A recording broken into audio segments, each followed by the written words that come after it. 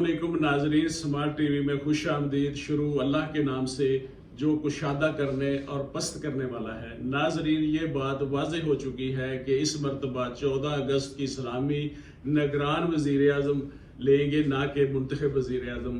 निगरान वज़ीर आज़म कौन होंगे और निगरान हुकूमत किस तरह के लोगों पर मुश्तमिल होगी, इसका जायज़ा हम आज की वीडियो में लेंगे। मज़ीद डिस्कस करने से पहले स्मार्ट टीवी चैनल को सब्सक्राइब करें और बेल आइकॉन के निशान पे क्लिक करें।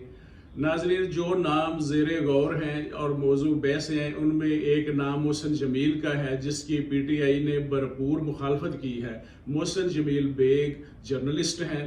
हमारी ये भी रवायत रही है कि जिसका नाम मशहूर हो जाए वो निगरान वज़ीर आज़म बनता नहीं है, कोई और ही सिलेक्ट होता है। मोहसिन जमील बेग का नाम वायरल होने की वजह ये वजह बनी कि जब नवाज शरीफ दुबई में थे, मरियम नवाज दुबई में थी, आसिफ अली जरदारी दुबई में थे, तो मोहसिन जमील बेग भी इन दिनों दुबई में थे। मोहसिन जमील बेग के अलावा हफीज़ शेख, रजा बाकर का नाम भी मौजूए बहस है। एस्टेब्लिशमेंट ने निगरान सेटअप के लिए सबसे ज़्यादा अहमियत इस चीज़ को देनी है कि जो उन्होंने IMF को यकीन दहानी कराई है, जो गारंटी दी है, ऐसा बंदा ना आ जाए जो इनके किए गए वादों को वायलेट करे और IMF का एतमाद मजरू हो। ऐसा शख्स टेक्नोक्रेट होगा, रिटायर्ड ब्यूरोक्रेट होगा या पॉलिटिशियन होगा, अभी ये वाज़ेह नहीं है। एक अहम नुक्ता ये भी है कि क्या PTI इलेक्शन में होगी, PTI का चेयरमैन इलेक्शन पावर गेम में शामिल होगा या नहीं, ये बात भी एक मुहिम्मा बनी हुई है। ये बात अभी इलेक्शन से पहले मुमकिन नज़र नहीं आती कि क्या इलेक्शन पुरानी वोटर लिस्ट के मुताबिक होंगे या नई हल्का बंदी होगी। अगर तो नई हल्का बंदियां होती हैं तो फिर इलेक्शन मार्च 2024 में चले जाएंगे। ख्याल यही है कि वज़ीर आज़म शहबाज शरीफ नई हल्का बंदियों को तरजीह देंगे। इसके लिए उन्होंने काउंसिल ऑफ कॉमन इंटरेस्ट का इजलास बुलवाया है। वो इक़्तिदार छोड़ने से पहले काउंसिल ऑफ कॉमन इंटरेस्ट से नई हल्का बंदियां प्रूव करवा लेंगे, क्योंकि निगरान हुकूमत काउंसिल ऑफ कॉमन इंटरेस्ट का इजलास नहीं बुलवा सकती। तजिया निगारों का कहना है कि इलेक्शन तक इमरान खान स्क्रीन पे नहीं होंगे, इन्हें इनके खिलाफ दर्ज मुकदमात में सजा सुना दी जाएगी, नाअहल भी कर दिया जाएगा और इमरान खान के माइनस होने के बाद कोई भी पार्टी या वर्कर या उहदेदार इस पोजीशन में नहीं होगा कि इमरान खान जैसी मकबूलियत का हामिल हो और PTI को वही मकबूलियत मिल जाए जो इमरान खान के साथ है।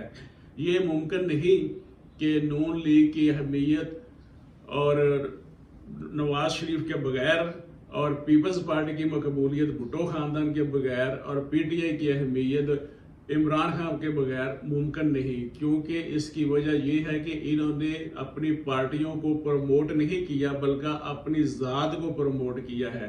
अभी तक की स्ट्रेटजी तो यही नज़र आती है कि इमरान खान इलेक्शन से आउट होंगे, लेकिन ये हरफे आखिर नहीं है, क्योंकि इसकी मिसाल मौजूद है कि परवेज़ मुशर्रफ ने कहा था कि मोहतरमा बेनज़ीर भुट्टो और नवाज शरीफ इलेक्शन में नहीं होंगे, लेकिन इन दोनों ने इलेक्शन लड़ा था।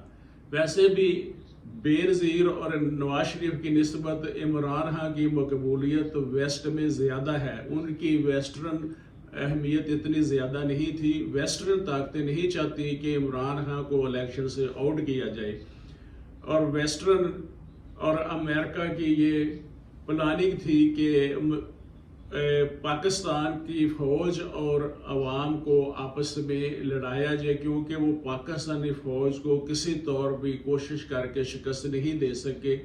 इस मनसूबा साजी में उन्होंने कामयाबी हासिल की है कि उन्होंने फ़ौज और अवाम में इख्तलाफात पैदा किए हैं और 9 मई का वाक़या इंतहाई तकलीफ़ दे मुल्की और कौमी वक़ार और डिफेंस के मुंह पर एक तमाचा है।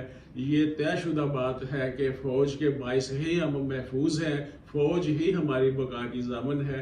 निगरान सेटअप जो भी आए वो अपनी ज़िम्मेदारी निभाए, मुनसफाना और शफाफ इलेक्शन कराए और मुनसफाना इलेक्शन के बाद मुंतखब होने वाली हुकूमत पाकिस्तान को लेकर आगे चले।